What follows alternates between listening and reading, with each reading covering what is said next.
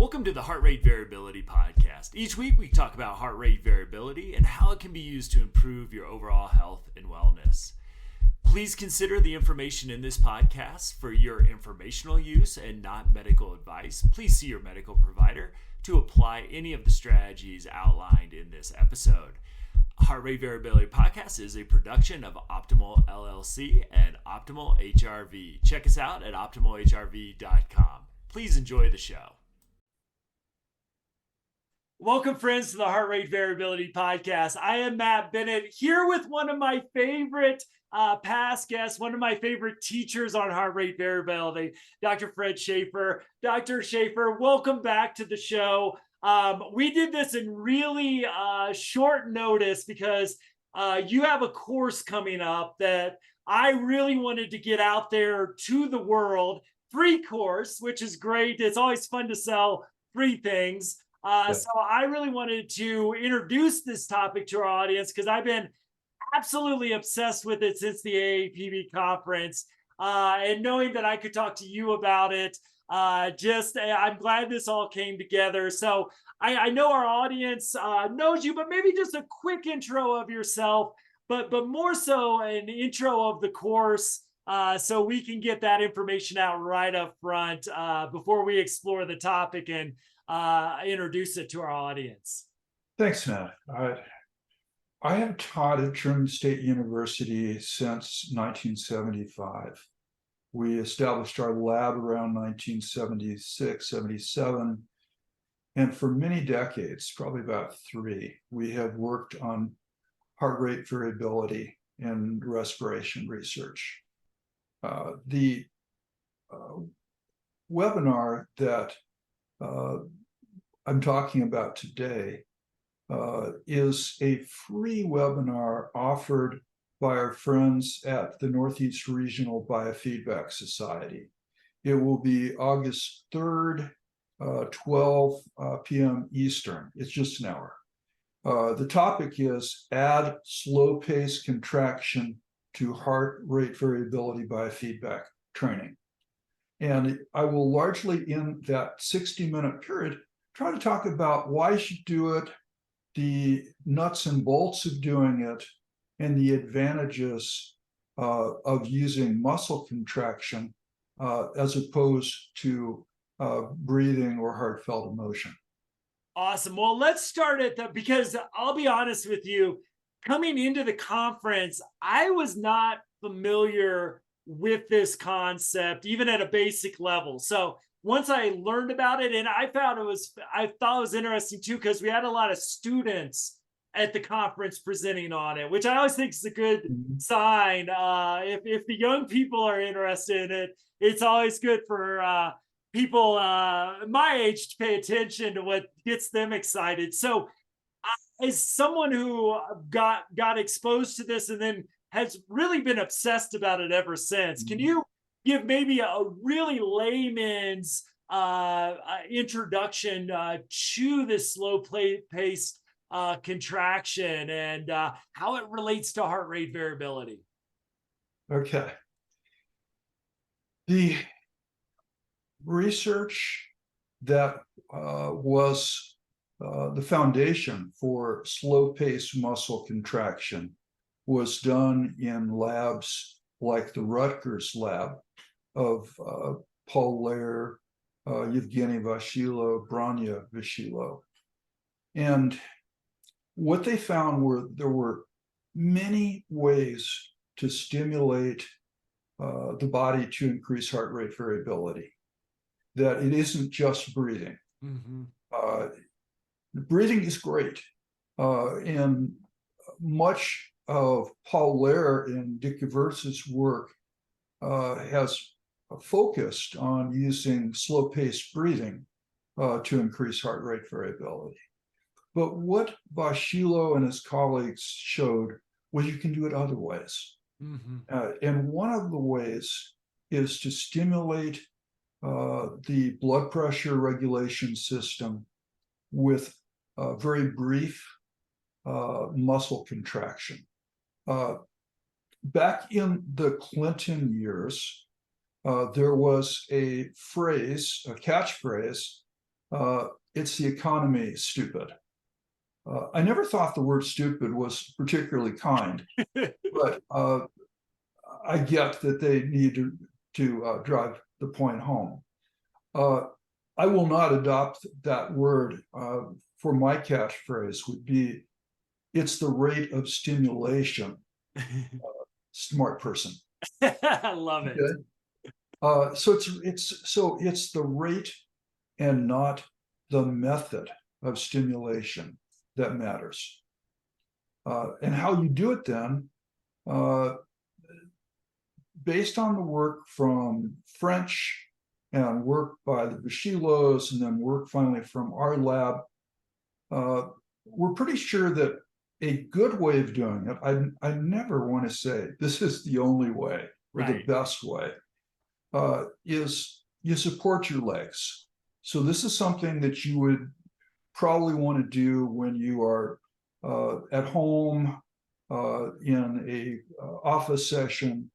You support your legs on a second chair. You cross your ankles. And what you do is you contract your wrist, core, and ankles for a very short period of time. Basically, all of 3 seconds a minute. All of 3, so you don't have to do it very long. So using the optimal HRV breathing app, you would start the contraction. It doesn't have to be a very strong contraction. In fact, I think it probably can be just a very mild contraction. You start it 1.5 seconds before the peak of the display. And then you end the contraction 1.5 seconds after you've reached the peak.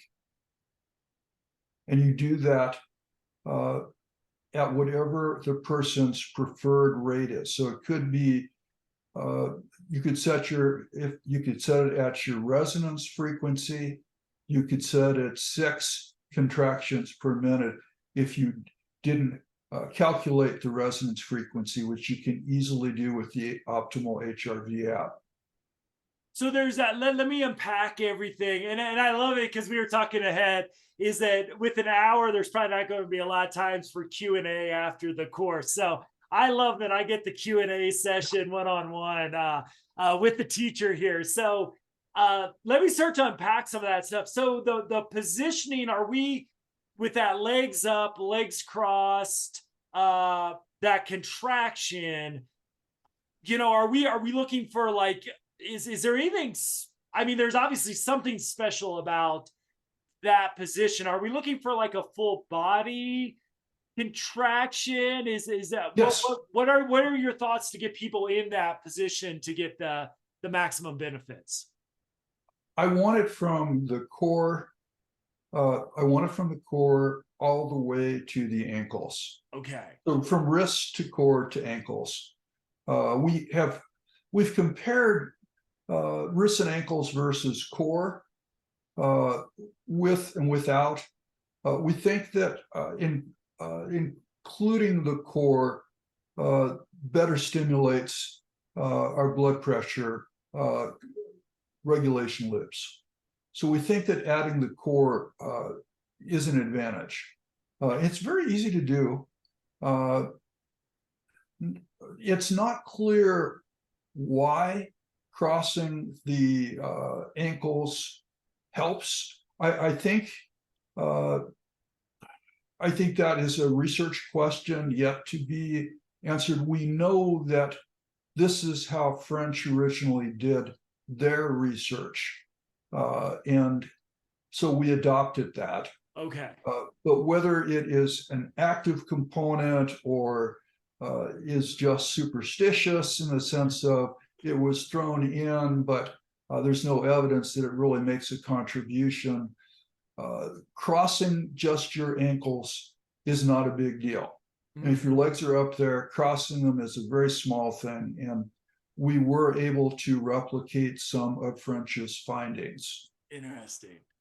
And so the other part I wanted to follow up on was the rate itself. So not necessarily resonance frequency is better or worse than any other sort of rate, or do you see some benefits of getting that at resonance frequency? That continues to be one of those unanswered questions in the field. Yeah. There are data, but it's a very small data set from studies that have compared resonance frequency with values around 6. What we learned, and largely by accident, was that we can make the question more challenging, and that is, we do see evidence for some benefit to slowing it down even well below 6. And so instead of 6, or instead of 4.5, which tends to be the lower end of the adult resonance frequency range, we see robust effects around once per minute and 3 per minute. And the reason that we think we see those results, and we see in the lab, so that they're real, yeah, is that we're very likely stimulating a different blood pressure regulation loop that's called the vascular tone system. Okay. And unpacking that, vascular tone means the diameter of the blood vessel. Yeah. And it has a resonance somewhere closer to 1 to 3. Interesting. So we do see some evidence of even stronger effects when we slow it down to, say, one contraction a minute. So and remind me, maybe you said this already, but like if I'm doing 1 contraction a minute, like my RF frequency breathing rate's like 4 breaths per minute. I'm on the lower end. So I would, how long would I be? So would I be holding that contraction for, like, I'm trying to think, like. The answer there is it's just for 3 seconds. Okay, just for 3 seconds. 3 seconds. And you breathe. The one important idea about slow pace contraction is you just breathe at whatever rate you want. Okay. In other words, you're letting your contraction do the work instead of your breathing doing the work. Fascinating. So, and then I know you're a guru and expert on measurement and the biofeedback aspects of this. So what when you're studying this, are you looking for like improvements in low frequency RMSSD? What are you like seeing? All of those things. We look for all of those things, and clearly one of the ways you can tell where the person is stimulating the blood pressure regulation systems effectively is by increasing low frequency band power. This is the only time that you want to see increased low frequency band power. If you see it when people are breathing at normal rates, that's a problem. Yeah. It means the vagal brake is on when you should have it off. Right. I think that we look at low frequency power, we look at RMSSD, and that is a time domain metric. Let me unpack. Your audience undoubtedly has heard about it many different podcasts, but this is one of the go-to metrics. It measures the amount of heart rate variability in the time that you're doing the monitoring. It seems to be a fairly robust metric. Many apps, Apple Watch, for example, use RMSSD and then just name it heart rate variability without explaining, at least initially, what it meant. So ARM SSD's one, but it's like blind sages trying to puzzle out an elephant by touching different portions of its anatomy. ARM SSD covers some aspects of heart rate variability, SDNN, others. We take a look at a number of metrics and then see where there's significant change. In the end, you want to see higher low frequency power while you're performing this activity. You also want to see greater respiratory sinus arrhythmia. And unpacking that, it would be the difference between the fastest heart rate and the slowest heart rate over a period of time. So when you think about this, it's just because I know in the course we're going to go into, more on the professionals bringing this into practice and working on that aspect. I imagine there's folks like me who, one, I can't wait for the course, but two is like, can I use this at home? Because it seems like something I could do while I watch Netflix, while I read a book, even like maybe I'd have to like set up my book in a way that would be, but it seems so easy and accessible. It is for folks. So are we talking about like a 20-minute, like we talk about breathing practice, or what are we, do you have a home kind of recommendation of individual work around this? I do. And I would recommend that you use a very friendly app like the Optimal HRV app. Use the breathing pacer, but not for breathing, for muscle contraction. And what I'd recommend is I would actually set the time aside for no interruptions, for not doing anything, especially if you want to teach mindfulness. We don't want to distract them. Right. And so I would like them to, in the amount of time, one could work up to 20 minutes. You ease into 20 minutes would be the maximum. And to acquire the signal so you can keep track, I would suggest that for this purpose, you use a polar H10 band, and let me tell you why. If I use your excellent HRV reader, I'll get artifact from the wrist because you are contracting the wrist. And the muscles that are contracted are essentially contributing to your ECG readings. Yeah, that makes total sense. Because their frequency spectra overlap almost completely. Okay. So I would just use a polar band. I'd sync it up to the Optimal HRV app. I would go to your breathing app and just use your pacer. And instead of breathing, I would just, again, a second and a half before the peak, start a mild contraction.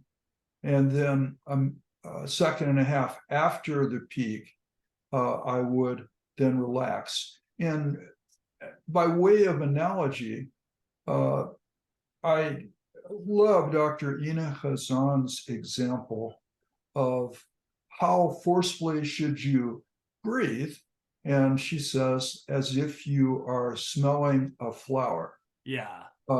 In the same way, transfer the concept, how forcefully should I contract? Gently. Yeah, absolutely. So these are sort of the questions. I'm glad I have you on the podcast because I could ask these and not be embarrassed in a professional sort of thing. But one of the things that pops to my mind, and forgive the Western mindset, because Uh, it's just like I know some of the folks listening have got me thinking the same thing. Well, hey, Fred, can I do this and resonance frequency breathing at the same time and get a multiplying effect? we think it's possible. I'll tell you how. Okay.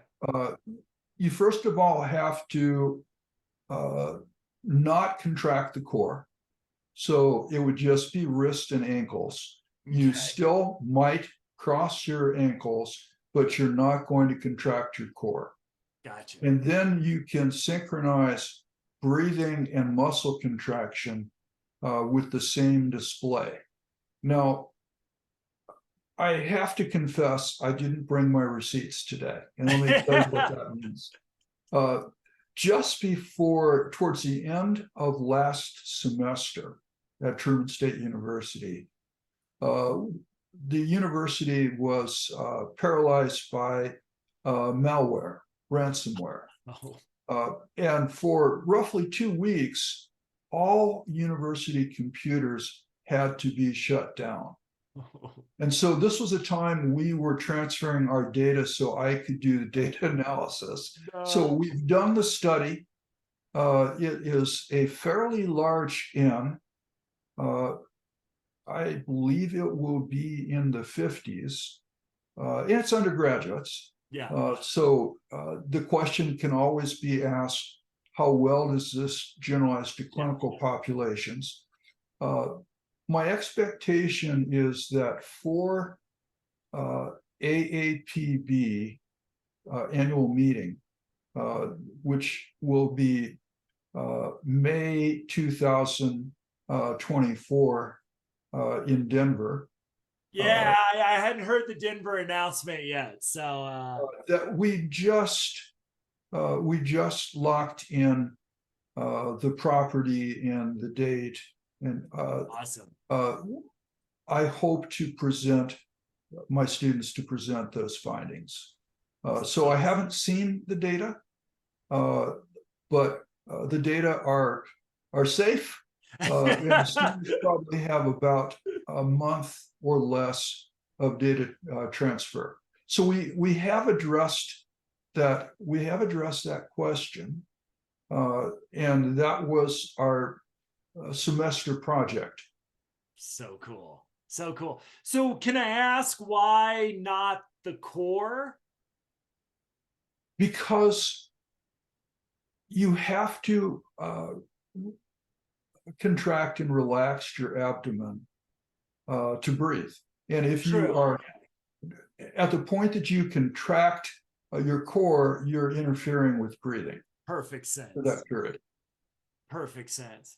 So I think the big thing, and I know after sessions, or if I could corner one of the students who are presenting on this topic, one of the things I know a lot of us were kind of nerding out about is like, I am a student, I would say, that beginner's mind level of Qigong, and I do sort of Tai Chi, movement, and so I'm pelvic, contraction, those sort of movements. And as I'm listening to people talking about this, I think the thing that just resonated with me is like, is this why we see some of these benefits? Not that they're a one-to-one comparison by any stretch of the imagination, but things like Tai Chi, Qigong, like these yoga, maybe to some extent.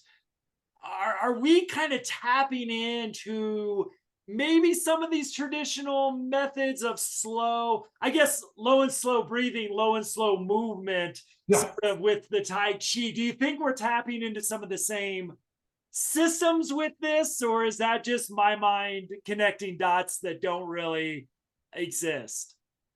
I go back to the idea, it's the rate, smart person. Typically in these forms, like Tai Chi, you're not doing it in a rhythmic once a minute, once, rate. And so you're getting benefits, but not by stimulating the blood pressure regulation loops. Okay. You need to do it consistently at a given rate.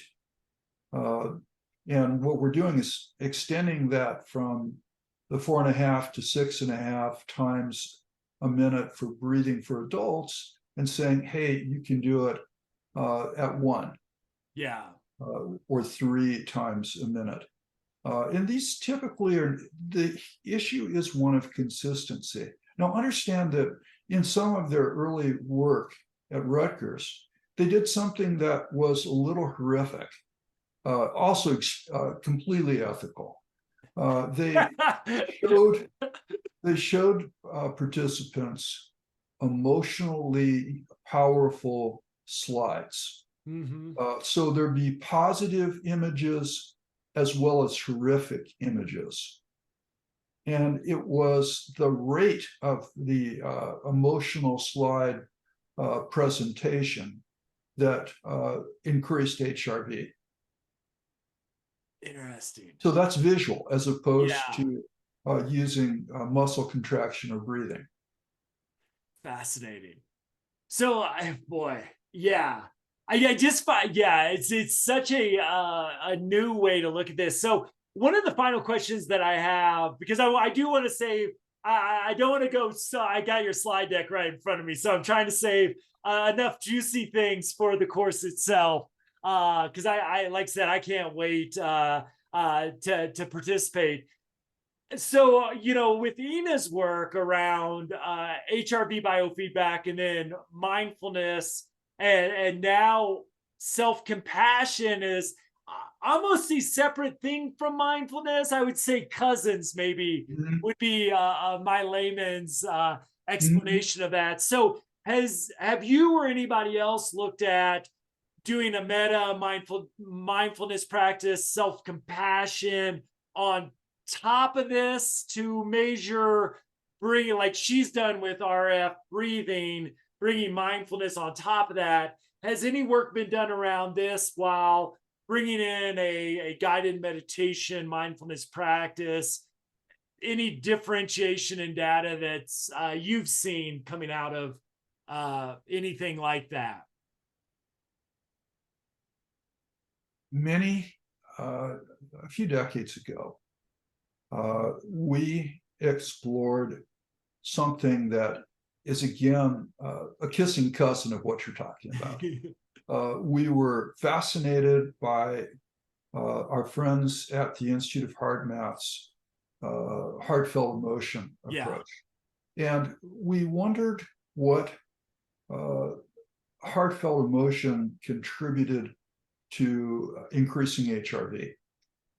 And we did a series of about 4 studies that looked at heartfelt emotion using their quick coherence method to see if it could increase the benefits of breathing, whether it could buffer people from the effects of experimental stressors, help them recover from experimental stressors. The takeaway over the course of 4 studies over probably about 4 or 5 years was that there are many desirable advantages to heartfelt emotion. We think that our friends at the Institute of Hard Math are right on target in encouraging people to be kind, to be compassionate, and so forth. Yeah. But one of the benefits that doesn't come from heartfelt emotion is increased heart rate variability. Fascinating. That it doesn't by itself increase heart rate variability. It doesn't leverage slow-paced breathing and make slow-paced breathing more effective. So you do it for the fact that you become a kinder version of yourself. Yeah. You do it because you want to model this and change the people in your immediate world. But you don't do it to increase heart rate variability. Variability. So this is, I think you've, it's that Western mindset is that if, 100 milligrams of vitamin C is good, 300 has to be amazing. No. It sounds like you've really, in many ways at this point in the research, have in some ways, if I don't know, you can throw a different word in here, but you may have isolated an approach that is just beneficial in of its own right, might be strengthening aspects of heart rate variability. And please correct me if I'm wrong here, but maybe strengthening aspects of heart rate variability, or what leads to heart rate variability, that might be a different strengthening than a mindfulness practice or even a paced breathing practice. Is we've got a different way to strengthen part of that autonomic nervous system. Am I passing the exam here, or even getting maybe a B minus on this? I have another month till I have to start grading students. I kind of like being out of that business for a while. I don't teach during the summer. Uh, let me answer your question this way.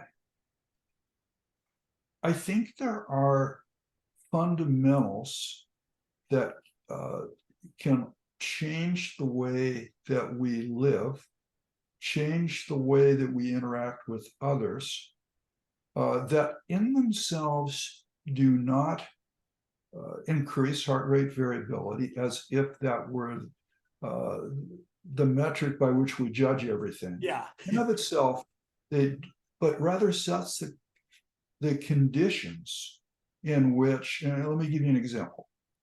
Mindfulness helps to set the conditions to better master any skill, whether it be Zen archery or heart rate variability or emotional self-regulation. Heartfelt emotion, by making us more appreciative, kinder, gentler, sets the conditions in which a person is more likely to experience greater heartfelt emotion and greater heart rate variability.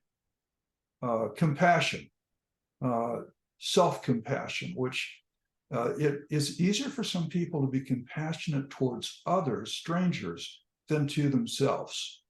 And as we've talked already, particularly in the trauma population, it is hard for these individuals to cultivate self-compassion. Yeah. So this creates it's like you have a garden, you want your plants to grow and thrive. These are the water and other things that you provide to help the plants grow. Awesome. Wow. Well, that's an A+ answer. Not that I'm going to grade the professor, but that was beautifully put. Because I think we do have this like, and that's where all like the nerd conversations at the conference, because it was a new topic, it was a new concept to a lot of us, and I think the mind automatically tries to attach it to things that we already feel comfortable with. And what I love about our conversation, and really this approach, having, really at the beginning of my learning curve around it, is no, this is a beautiful, non-invasive, easy to access. I would say in my language, likely trauma informed for most people, because I don't think this could be re-traumatizing. Right. Or, I mean, you never know, but I think it's pretty, like I said, non-threatening at the very least. So it's just really great to discover this, in this realm of the umbrella of heart rate variability, that there's this additional pathway to, nurturing that garden of overall health and wellness. Yes. Beautifully put. Well, one more reminder, if people weren't really excited before this conversation, I'm sure they are now. Can you just give one more reminder about the course? Obviously, we'll put up this all in the show notes too, but just one more brief reminder of when and where they can find the course. Okay. The when is August 3rd, and it's 12 p.m. Eastern. It's just an hour, and it's free. The where is the Northeast Regional Biofeedback Society. And if you go to their website, a link is up where you can register, and it is free. Sounds good. Well, there you go, everybody. So I'll put a little bit of contact information for Dr. Shaffer, also a little bit of information in the show notes as well. But my friend, I've just been obsessed with it since the conference. So to sit at your feet and learn from you again is always a extreme honor and pleasure of mine. So I know I speak for my audience. Just thank you for your ongoing work and sharing with it on the podcast with us. Thank you. All right. We'll see everybody at the course.